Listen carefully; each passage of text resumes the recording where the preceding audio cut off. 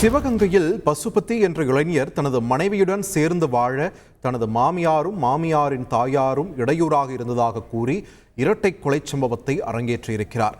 இது தொடர்பான கூடுதல் விவரங்களை வழங்குவதற்காக எமது செய்தியாளர் இளையராஜா இணைப்பில் இணைகிறார். இளையராஜா, வணக்கம். இந்த சம்பவத்தோட முழுமையான பின்னணி என்ன? விசாரணையின் முதற்கட்ட தகவல்கள் நமக்கு சொல்வது என்ன? விரிவா பதிவு பண்ணுங்க. கண்டிப்பாக சிவகங்கை மாவட்டம் திருப்பாச்சத்தி கிராமத்தை சேர்ந்தவர் பசுபதி. இவருடைய மனைவி சுகன்யா. இருவர்களுக்கும் திருமணம் ஆகி 3 பிள்ளைகள் இருக்குங்க.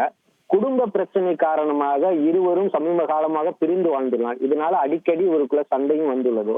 இந்நிலையில மனைவியுடன் பிரிந்து வாழ்வதற்கு காரணம் என்று கருதிய மாமியாரும் அவருடைய அம்மாவும் தான் காரணம் என்று கூறி பசுபதி இன்று பாத்தீங்கன்னா சில நேரத்துக்கு முன்னாடி அந்த வீட்டுக்கு திருப்பாச்சேரியில் இருக்கிற அந்த வீட்டுக்குள்ள நுழைஞ்சு மாமியாரான பாண்டிச்செல்வியும் அவருடைய அம்மாவான சொர்ணமுத்தையும் தரமாரியாக வெட்டி கொண்டிருக்காரு. இது தகவலிலிருந்து சம்பவ இடத்திற்கு வந்த காவல்துறையினர் பாத்தீங்கன்னா அந்த உடலை பிரேத பரிசோதனைக்கு எடுத்து சென்று சிவகங்கை அரசு மருத்துவமனை வச்சிருக்காங்க. இது குறித்து குற்றவாளியும் தேடி வரையினர் தீவிர விசாரணையும் மேற்கொண்டு வருகின்றன.